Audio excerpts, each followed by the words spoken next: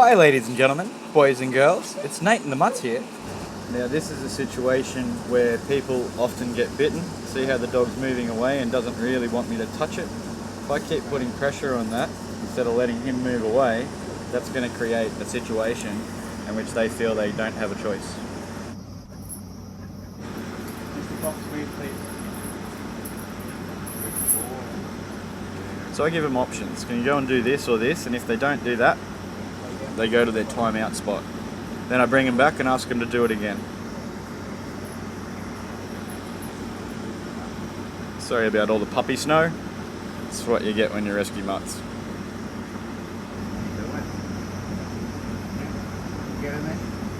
So in a minute I'm going to change the location of the video. It'll be a close-up and it'll be a better audio recording of what I'm saying when I'm doing it with them.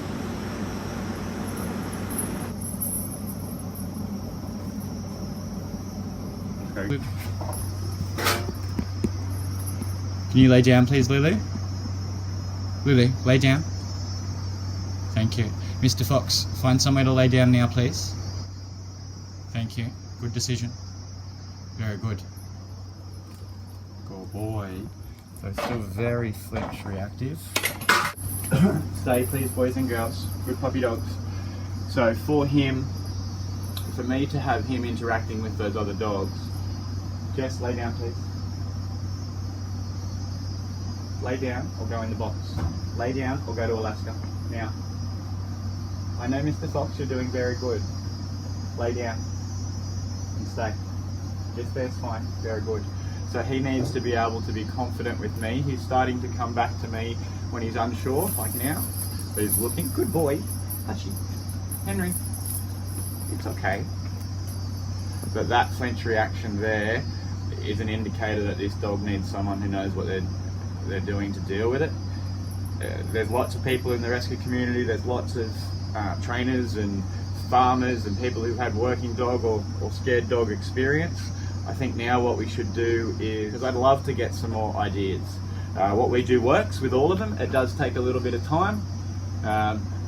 Leave it please. I know I forgot about Angel. Leave it. Hutchie, come. Good boy, it's okay.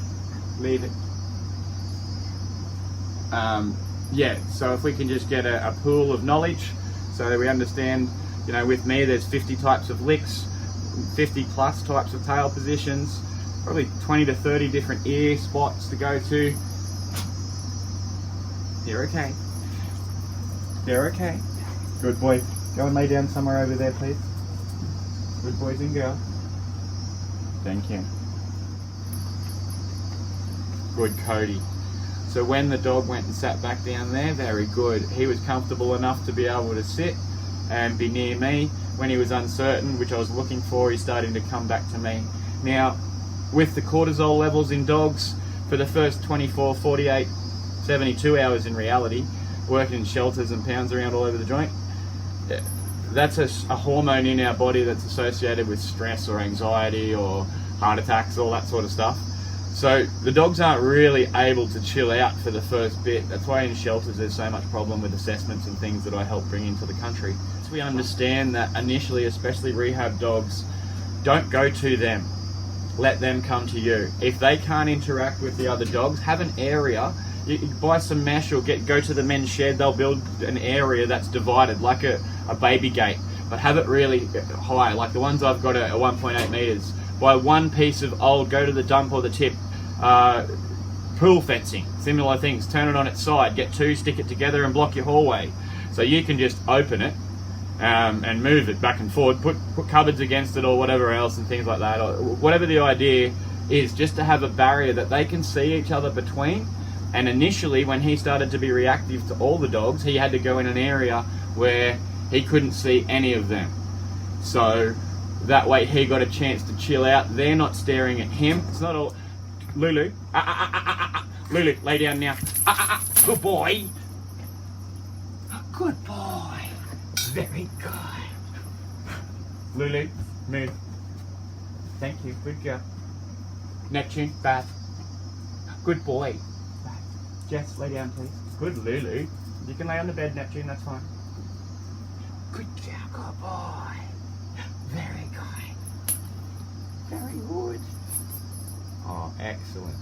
So that was my fault. I was talking and looking around at the same time, not paying attention to the dogs behind me, and normally I listen, but because I was talking and trying to explain a few things, so a dog came up on the other side, no negatives, he was just reactive, but as I was mentioning, with his vision being blocked from when the first time till he comes in, I'd still go and see him every 10-15 minutes, an ad break or whatever it be there. He didn't want to come near me, and if he doesn't want to come near me, that's fine. Then I'd just put a positive thing. I'd give him a teddy. Oh, good boy.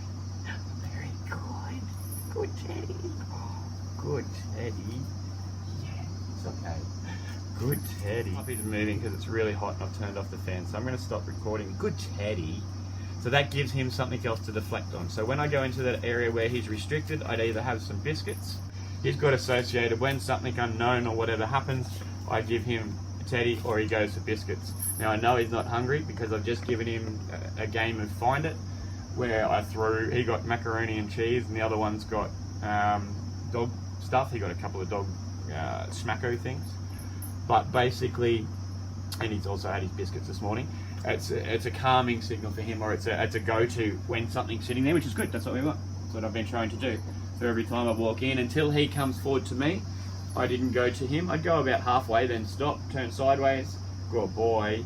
Even touching him now, paying attention to his mouth is open, but he's not comfortable because it's pretty hot.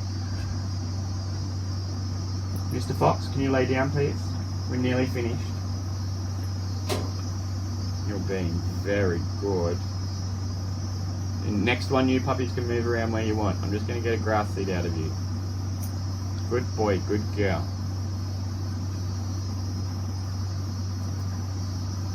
Very good. So I haven't asked him to do any commands yet. So in that area, when he'd come over, and then eventually last night was the first time he had his little happy tail wag.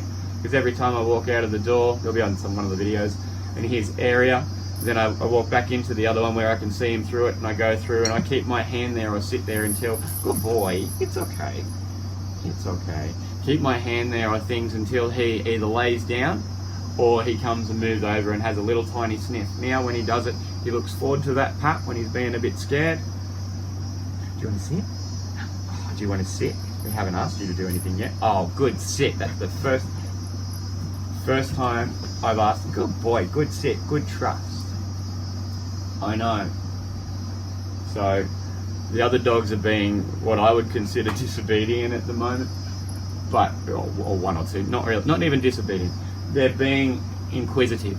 They want to say hello, and they know there's no real threat from him at this moment, so they're not feeling they need to worry about it, but they're making their own decisions. And ordinarily, like at a preschool, good lay down, oh good teddy, good teddy. So they're making their own decisions because I'm not directing them. So it's just like kids in a preschool.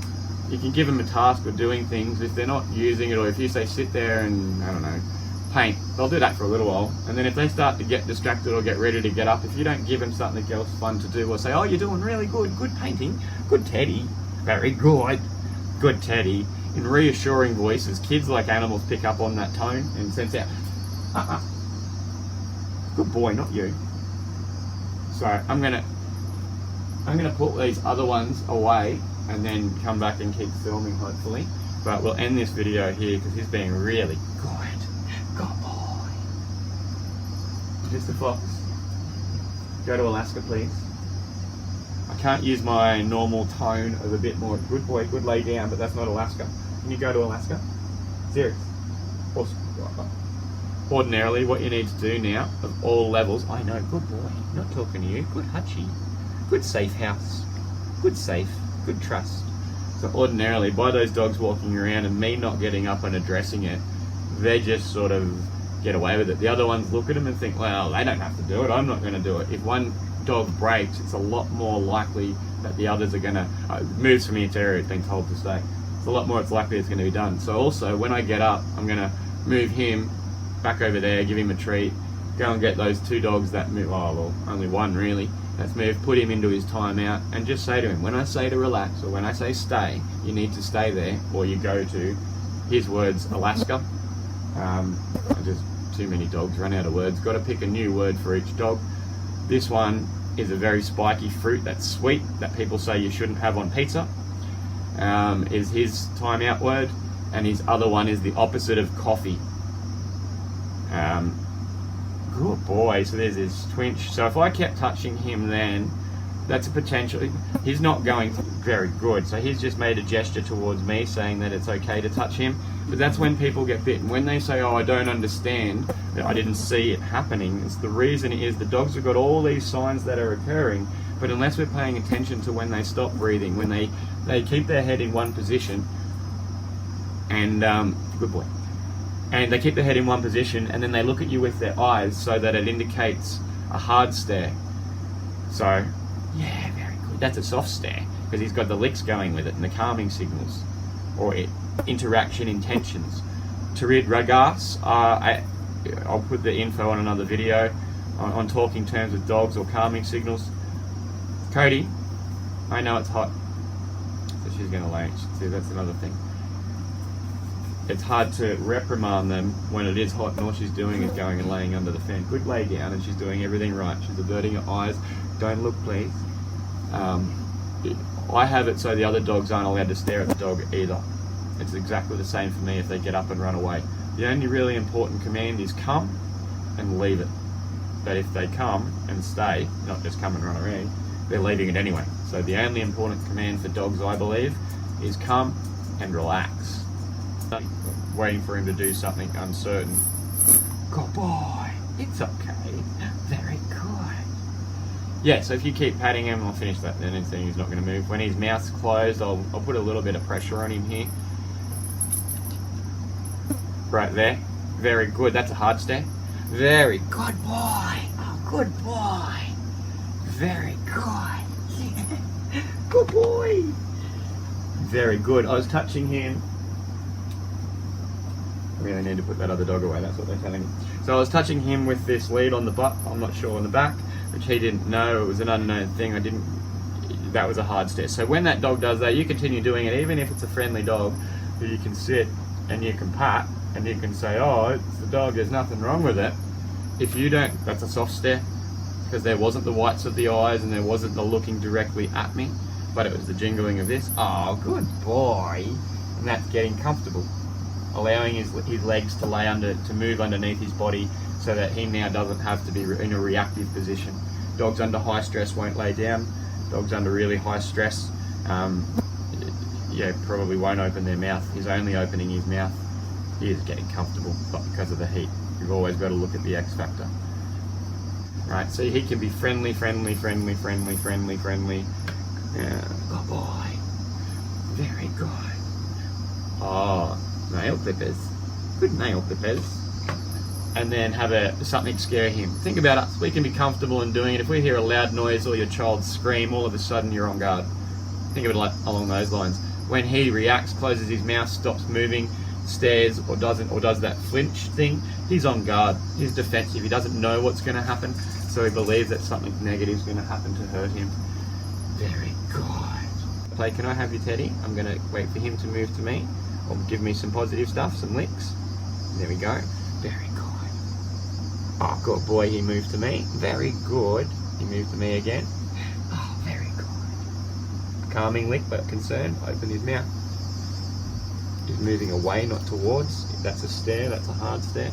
But with his mouth open, so a soft stare. Very good. You just got to look at these. And it's not a matter of being bad, but it's just him. It's on, off. Comfortable, and the longer they can be comfortable and the more they can be relaxed, the less intermission the intervals between freaking out and not. As comfortable as they are and doing things, this is when I train them to be bomb proof, where they then get the good boy, very good. Yeah, good teddy. It's not bomb proof, he's just getting used to life. You're doing very good. Is that your teddy now, is it? Come on. Come on. I'll bring you teddy. Very good. Good boy, then go. Settle, settle, settle, settle.